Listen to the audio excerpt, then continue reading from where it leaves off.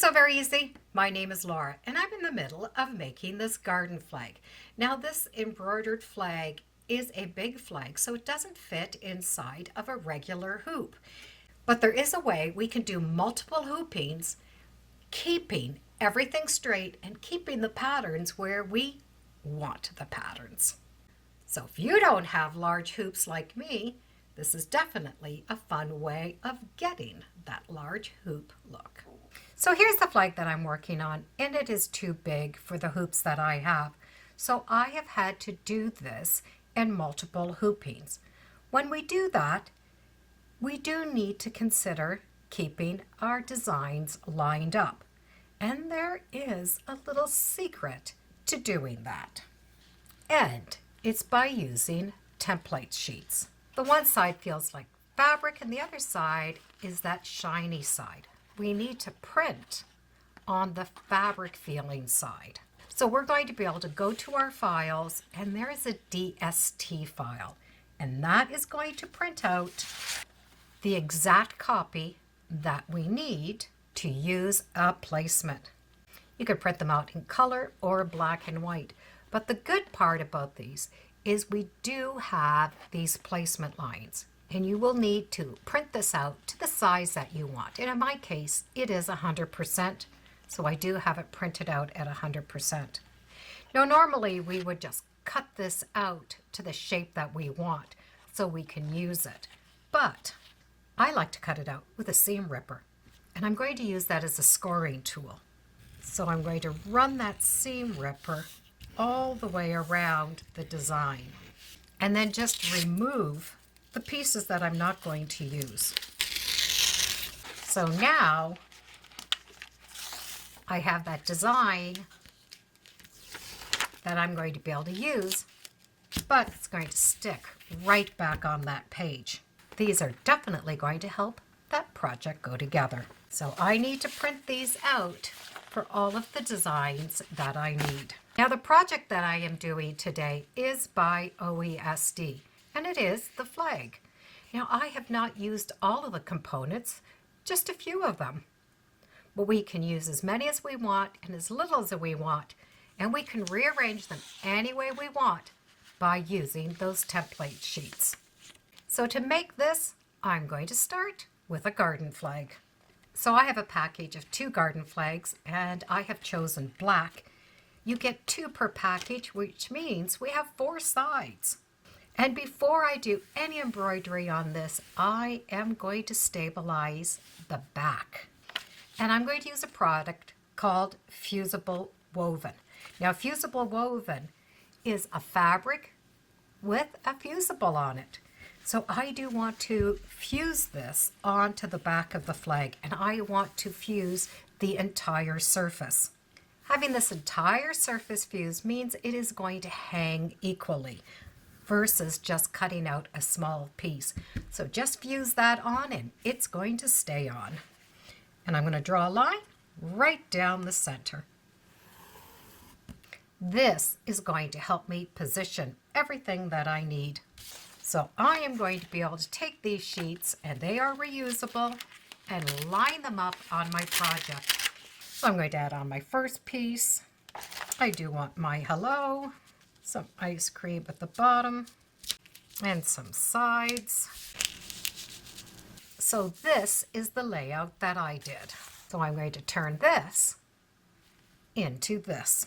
So now that this is all marked and ready to go, I am going to be able to hoop it. You might have a hoop big enough to do more than one, so you're going to be able to take advantage of that. But if you only have a small hoop, you can still do this project because you are going to embroider the one piece at a time. And we're going to do that with a stabilizer called Stable Stick. It is a sticky stabilizer. So we're going to be able to hoop our hoop with this. And we're going to hoop it so that the paper side is up and the softer fabric feeling is underneath. And we are just hooping the staple stick. Now I'm going to draw some marks on this before I start.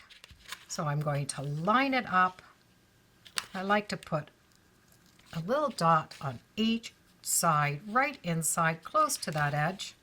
And then I'm going to extend that line coming to the outside. Those outside lines are going to help me line things up so I do not have to do as much at the machine.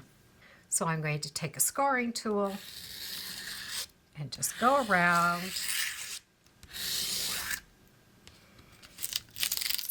And that paper is going to lift off.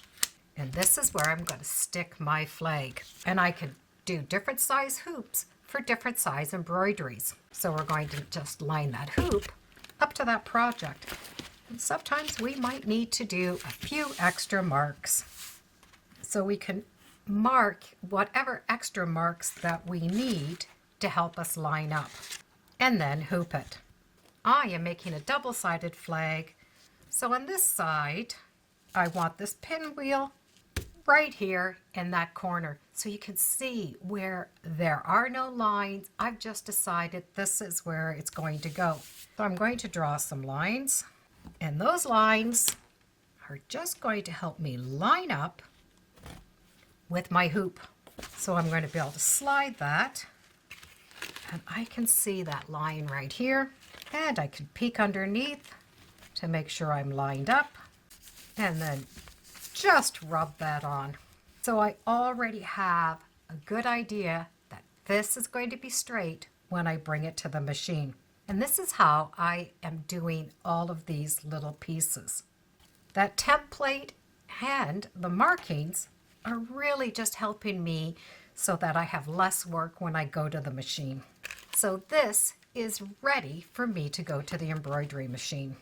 Now this particular project did have some fabric appliques. So I was able to cut those out and work with them just like I would normally. But one extra thing that I do like to add is the stabilizer on top. And I like the heat to go. It is heat activated, which means when the iron hits it, it disintegrates. So I don't have to worry about washing it out.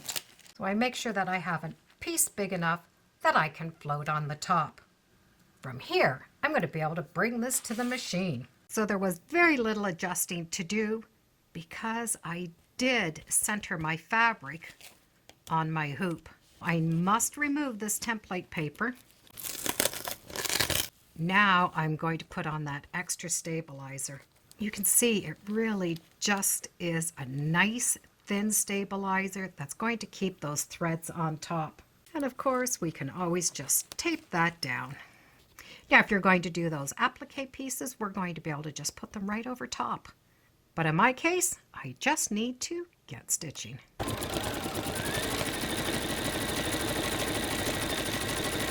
So this little corner is done.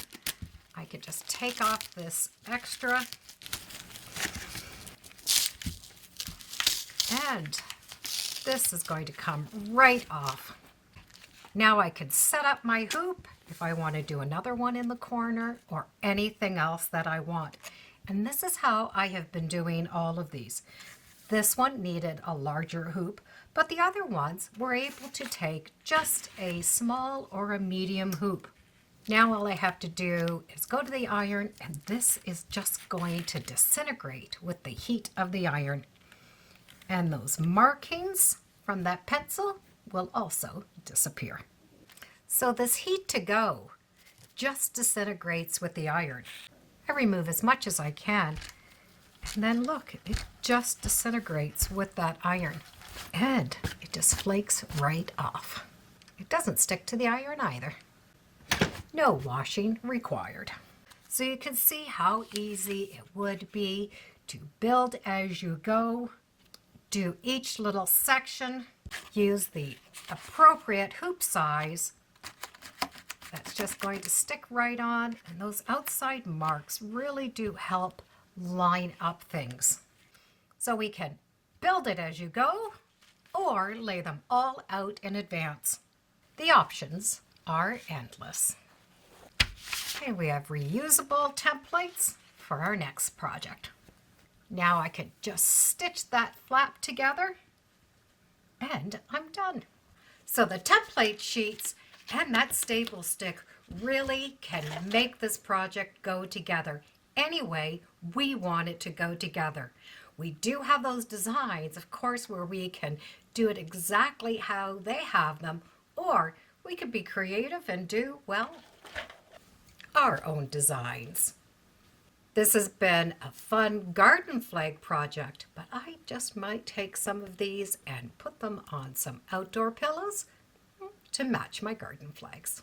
Now, I have partnered with OESD to do this project, and because of that, they have a discount code for you, so be sure to check in the description box for that. It's for a limited time, so I do hope that helps you enjoy this project. So thank you for joining me today on So Very Easy. Feel free to subscribe. I'm on Facebook, Instagram. I have a newsletter. It's all free under So Very Easy. And be sure to make every day a so-tacular day. Bye for now.